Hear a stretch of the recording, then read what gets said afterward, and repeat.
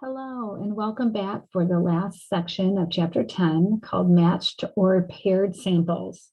Back in Chapter 10.1, we talked about dependent and independent sampling. And when you have dependent samples, as in a before or after, or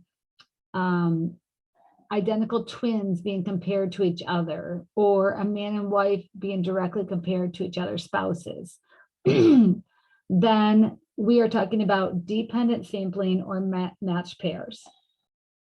So when using a hypothesis for matched or paired samples, the following characteristics should be present. We should have simple random sampling. We have sample sizes are usually small. There's two measurements, one from each sample that are paired together. The differences are calculated from the matched pairs, then the differences from the sample that is used for the hypothesis test. Either the matched pairs have differences that come from a population that is normal, or the number of differences is sufficiently large so that distribution of the sample mean of differences is approximately normal. These are all similar to the central limit theorem requirements.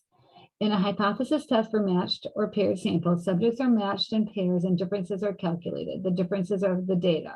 The population mean for the differences, we call that mu D, is then tested using a student's t-test for a single population mean with n-1 degrees of freedom. So this will be the t-score that we're calculating in 10.4. So even though we have two samples, we're actually going to calculate the differences between the two samples so that we end up with only one data set. So then we're going to have our sample mean of the differences, and then we're going to have our sample standard deviation divided by the square root of n. And usually we're going to be comparing this to 0. So we're going to propose that there's no difference between the two samples, so this mu of d would be 0. So we're going to do 6 examples today so you can see how this is done using Desmos. Make sure you have your Desmos link open that has all of the tabs in there. Example 1 is not in the Desmos because I'm going to walk you through that. So example 1 says, a study was conducted to investigate the effectiveness of hypnotism in reducing pain. Results for randomly selected subjects are shown in the table. A lower score indicates less pain. The before value is matched to an after value and the differences are calculated. The differences have a normal distribution. And the question is, are the sensory measurements on average lower after hypnotism? So these are 1, 2, 3, 4, 5, 6, 7, 8 subjects. So n is 8. So our degrees of freedom is going to be equal to 7. And then we're using the t distribution because we don't know the population mean or standard deviation. So because we're asking if we think the after is lower, we're hoping that the before scores are bigger than the after scores. So we're hoping that before minus after is bigger than 0. That's what we're wondering. So you can see on the table below in your paper, I have the after data and the before data. And I did this the opposite. So after minus before, and we're going to hope it's less than, because we want the after to be less than the before. So on subject number 1, you can see that their after was higher than their before. So the difference is positive. So they were in pain, a higher pain level after than they were before. Subject 2 had a lower pain of 2.4 after, as before the hypnosis, they had 6.5. So their difference is a negative 4.1.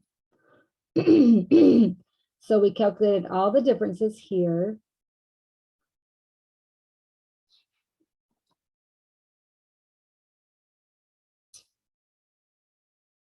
And this is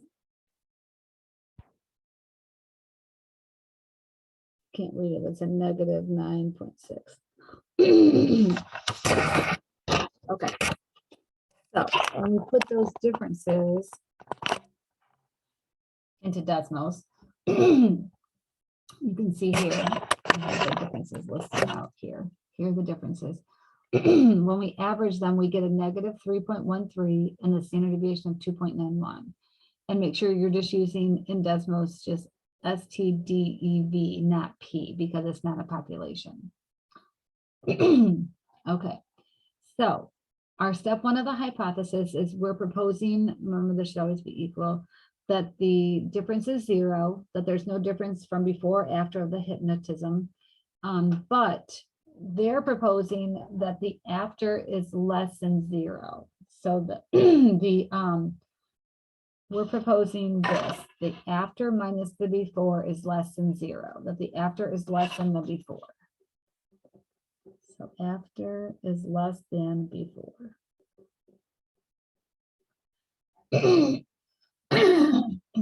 The null hypothesis is 0, not or positive, it's always 0, meaning that there is the same or more pain felt after hypnotism. That means the subject shows no improvement. So mu of D is the population mean of the differences. The alternative hypothesis is negative, meaning there is less pain after hypnotism. That means the subject shows improvement. So we already wrote down the sample size is 8 and the sample, the degrees of freedom is 7.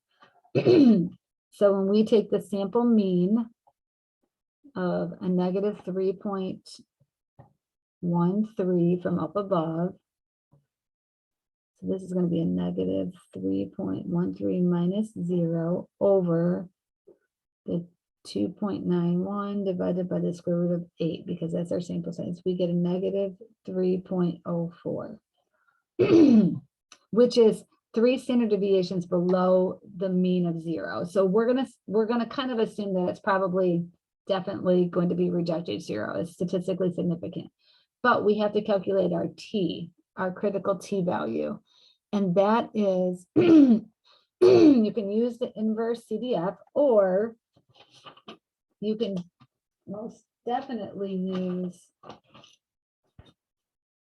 the table from your formula packet. So our degrees of freedom is 7, and then we are using a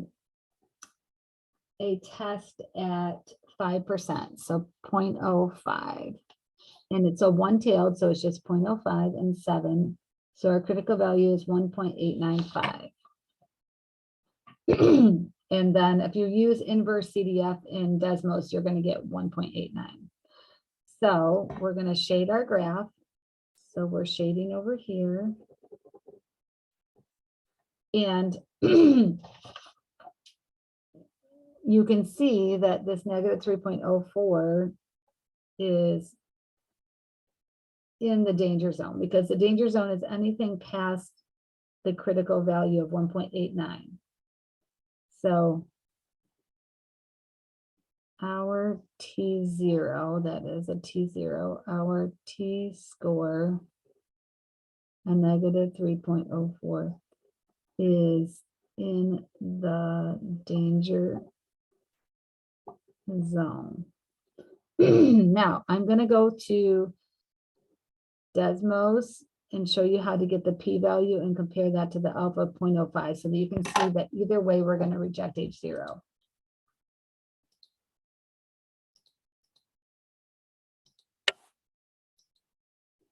So if you go to the one sample, even though we have 2 samples, we technically have 1 sample of differences. So we're going to the one sample Desmos link, and we're going to enter the sample size was 8. The sample mean we came up with was a negative 3.13. The standard deviation was 2.91. And we're testing of a mean 0 equal to 0. And then we're not doing a confidence interval. We're looking at compared to a less than. So we're going to click on that. And then there's our p-value. It's 0.009.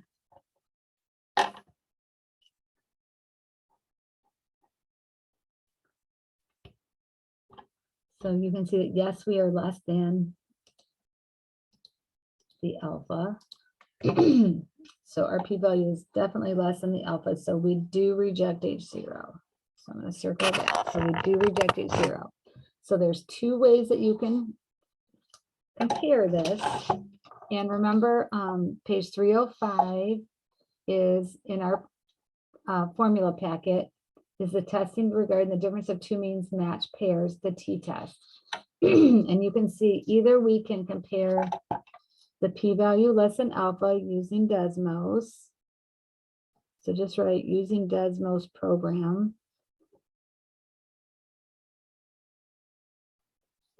And then choose the one that's for one mean. Or you can do here where we had a left tail, we could say our T0, our t-score is less than the critical t.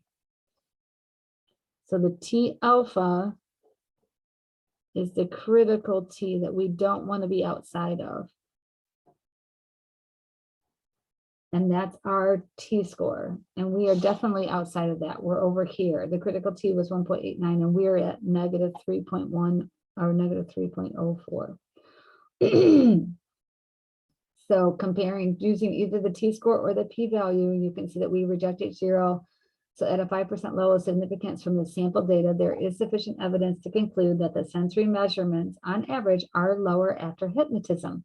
So we can see that hypnotism appears to be effective in reducing pain.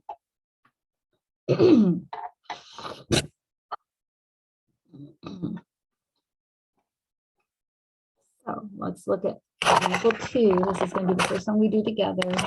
And this data is all in Desmos. So it says a study was conducted to investigate how effective a new diet was in lowering cholesterol. Results from the randomly selected subjects are shown in the table. The differences have a normal distribution. Are the subject's cholesterol levels lower on average after the diet? So after the diet. So our hypothesis is going to be H0 and H1. So we are going to say we always have our H0 that the mean differences are 0. But I am going to say we're testing that we think that it's lowering. So I'm going to take before minus after. So for 209 minus 199 is going to be 10.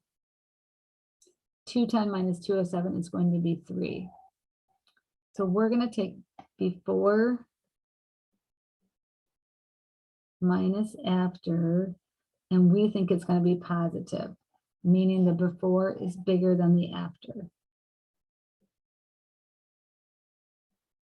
When you add the after to both sides, you're saying before is bigger than after. So we are going to be testing over here in this critical space because it's a greater than test. Okay, so I'm going to take you to Desmos so we can find these differences, and we're going to find the sample mean and the sample standard deviation of the means of the differences. So this is the sample mean of the difference and the sample standard deviation of the difference. I'm going to show you how I did that in Desmos.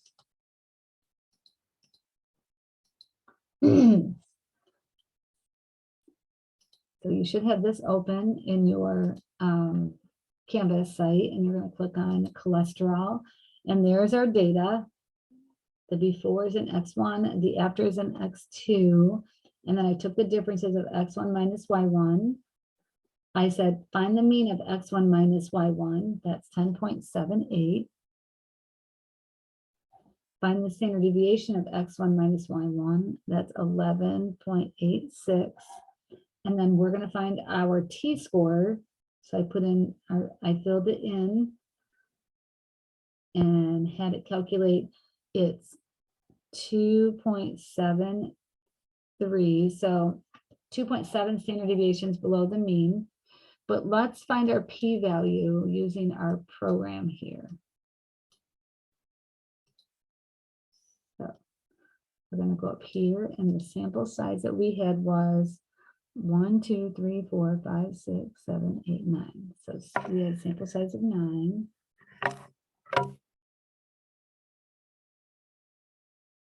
So our degrees of freedom is 8.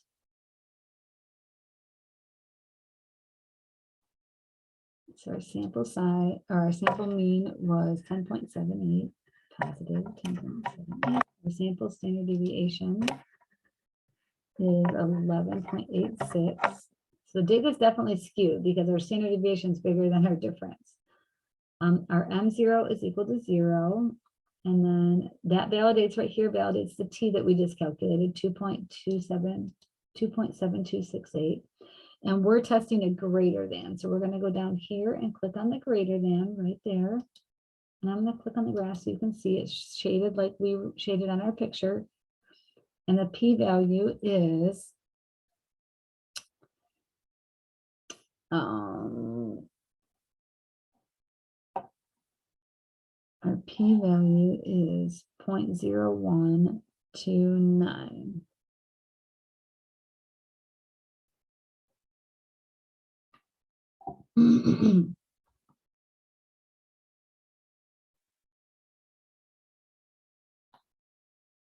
Okay.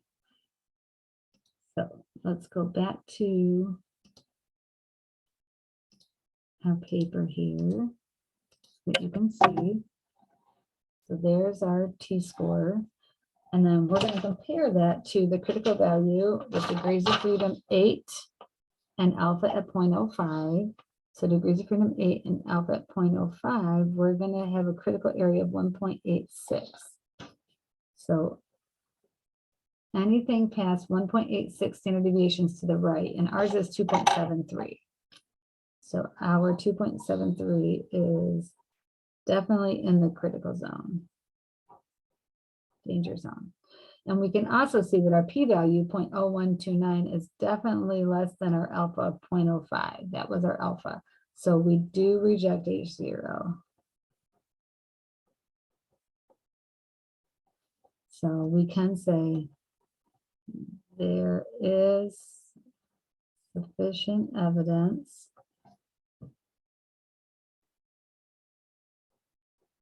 to say that the new diet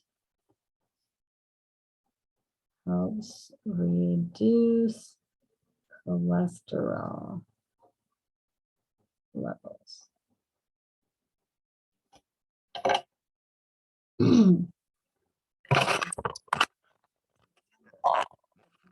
Pairs, and you'll see that there's always going to be a table of data of a before and after, or comparing two people to each other or whatnot. But that's how you know this is 10.4 and that we're using this t-test of the difference data where you find the differences. So let's look at example 3. Example 3 says, a college football coach was interested in whether the college's strength development class increases players' maximum lift in pounds on the bench press exercise. He asked 4 of his players to participate in a study. The amount of weight they could each lift was recorded before they took the strength development class. After completing the class, the amount of weight they could each lift was again measured. The data are as follows. So there's the 4 players. And it says the coach wants to know if the strength development class makes his players stronger on average. So he's thinking that the after is going to be bigger than the before. Okay, so I'm going to do after minus before. So if we take 295 and subtract 205, we get a positive 90. If we take 252 and subtract 241, we get a positive 11. And then we get, oops, a negative 8. They lifted less. And then this one, looks like they lifted less as well.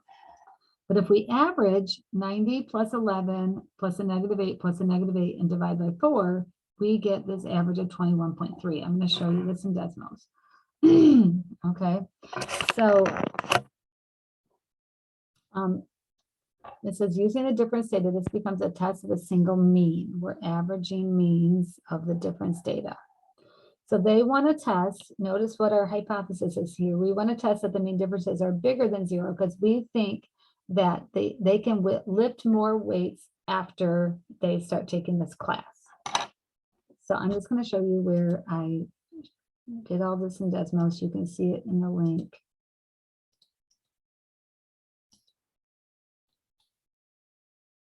Here under the football. So I put in their data, I calculate the differences. Notice this time I did y2 minus x2 because we wanted to see if the after was bigger than the before. And so that's where we got the mean of 21.3, the standard deviation of 46.7. And there's our t-score, which validates what's on our paper, 0.912. And we can also check this out by putting this into our program to validate. So we're going to put in the mean that we found, which was 9.3, and the deviation of, oops.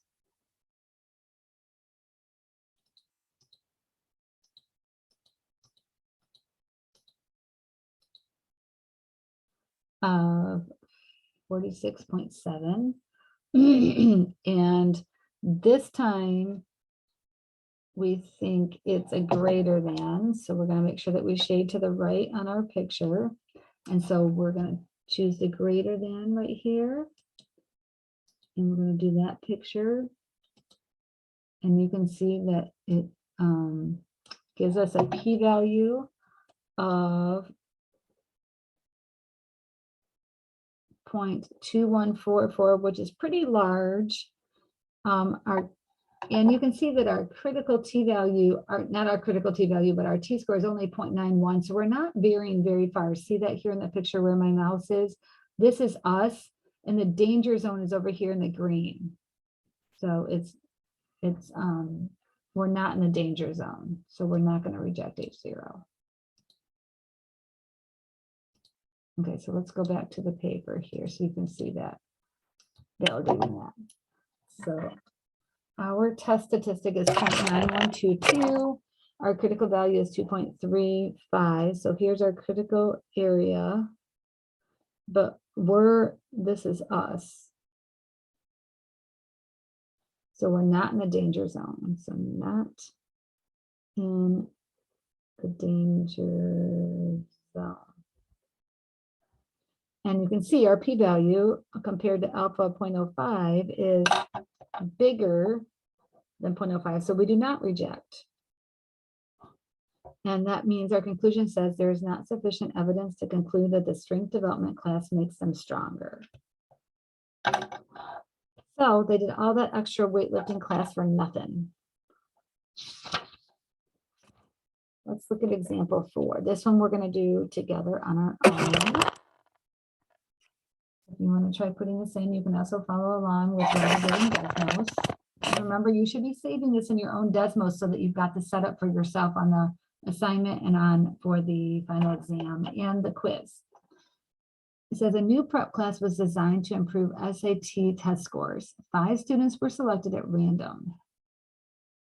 Actually, it's 4 students. Their scores on 2 practice exams were recorded, one before the class and one after. The data recorded in the table are the scores on average higher after the class. So we're thinking the after is bigger than the before. Okay, and there's only 4 students. That's a typo. So let's go to our Desmos for the SAT scores here. And I did the after minus the before because we think the after is bigger. And you can see if you take 1920 for the first student and subtract 1840, they improved by their score by 80 points. The second person improved by 200. The third improved by 280. And the fourth, they did not improve. They lowered their score. And sometimes that happens. So the sample mean is 127.5, and the sample standard deviation is 144.08 divided by the square root of 4. And so our t-score is 1.77, which is not too high, but we're going to test that against the critical t value.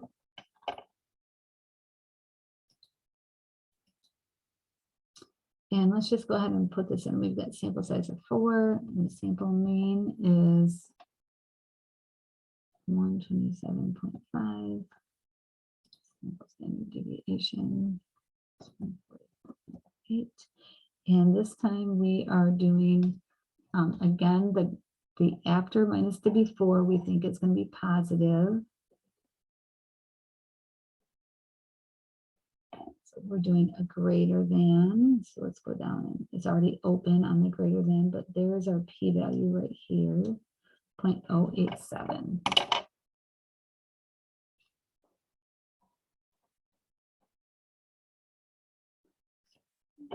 Okay. So let's go back to our paper and put this all together here. Their p-value. So here's our hypothesis. We're thinking that the after is bigger than the before.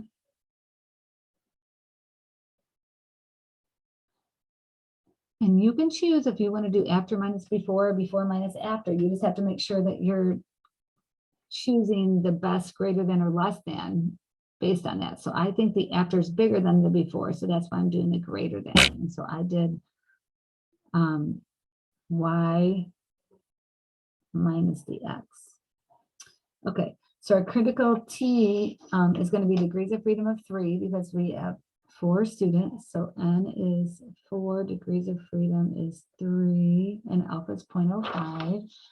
So 0.05 and 3 is going to be 2.353 is our critical value. So 2.353. This is our, here is our critical space, but we are at 1.77. So we're not in the critical area.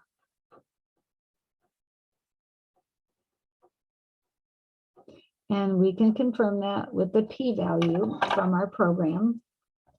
The p-value is 0.087 and alpha is 0.05. It's greater than, so we do not reject. H0. So we can conclude there is not sufficient evidence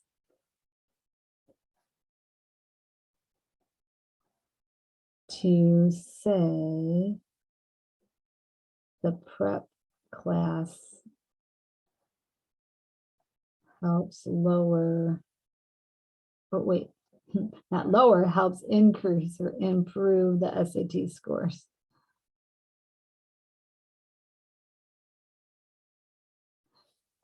So 3 of them did increase, 1 did not. They went backwards, and I don't know if that's what pulled them off, but not enough there. Let's look at example 5. I've worked this one out for you. It says 7 8th graders at Kennedy Middle School measured how far they could push the shot put with their dominant writing hand and their weaker non-writing hand. They thought that they could push equal distances with either hand. Okay, so because they think it's equal, then notice our hypothesis down here is going to be an equal or it's not equal to. So it's going to be a two-sided on your picture. So we're going to have a two-sided here. It says conduct a hypothesis test to determine whether the mean difference in distances between the children's dominant versus weaker hands is significant. Record the differences, calculate the differences by subtracting the distances with the weaker hand from the distances with the dominant. So dominant minus weaker. So this would be 2, 12, 7, a -1, +2, 0, and 4. And you can see those are listed right here.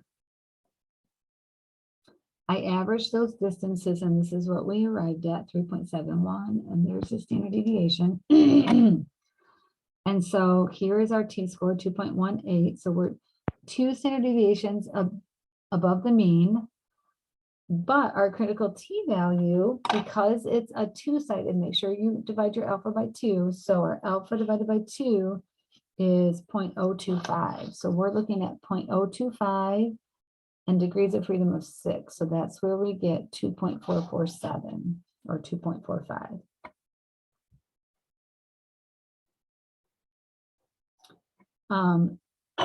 So we are not in the danger zone because we are right here, 2.18, not in the danger zone. Okay, so we do not reject H0. And so we can't say that they can shot put any different with either hand. Looks like they can shot put about the same. So our last example that we're going to do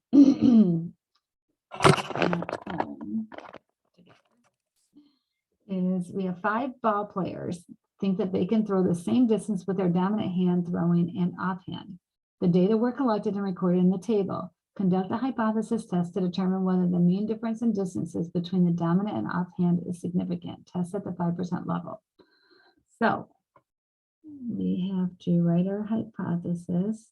So I'm going to say our hypothesis is always the mean differences are 0, but we're going to do they're not equal. So I'm going to do dominant minus off. So it's just top minus bottom. So this is going to be 15 to 37, 29, and 26. Okay, we're going to do this in Desmos. So we're doing not equal to, we have to find the sample mean. Our graph is going to be shaded on both sides. N is equal to 5, so our degrees of freedom is equal to 4. So let's find our critical t-value. We're looking at t with degrees of freedom of 4. And remember, it's alpha divided by 2. So we're looking at 0.025 in the table. So 4 and 0.025 is at 2.776.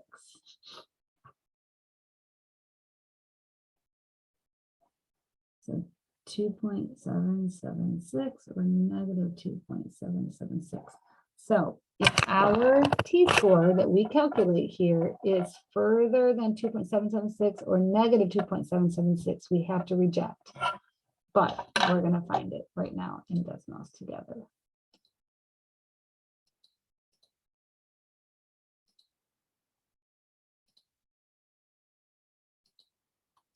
So I put in their dominant hand, their weaker hand. I found the differences, validating that we got the same as what we had on paper. The mean was 21.8.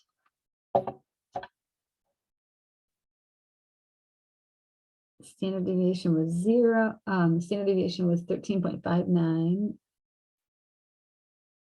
And so our t-score is equal to 3.208. So it definitely is in the danger zone. Let's just put this one into our program up here because this gives us the p-value. So we had 5 in our sample. The average was 21.8. Standard deviation was 13.59. And we're looking at a not equal to, so we need to make sure we choose the correct one here. Let's look at the graph. And we're definitely in the danger zone. Our p-value is 0.023.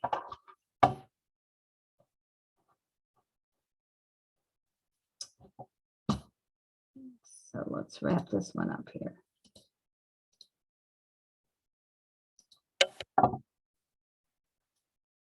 So we're definitely in the danger zone. That's us. And our p-value is less than the alpha. So we do reject H0. So this time there is sufficient evidence to say that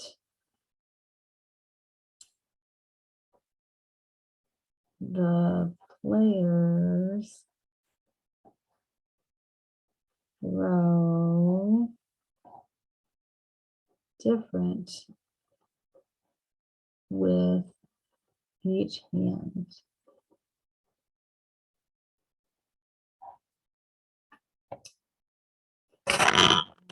That concludes lesson 10.4 with matched pair data. Let me know if you have any questions or need support.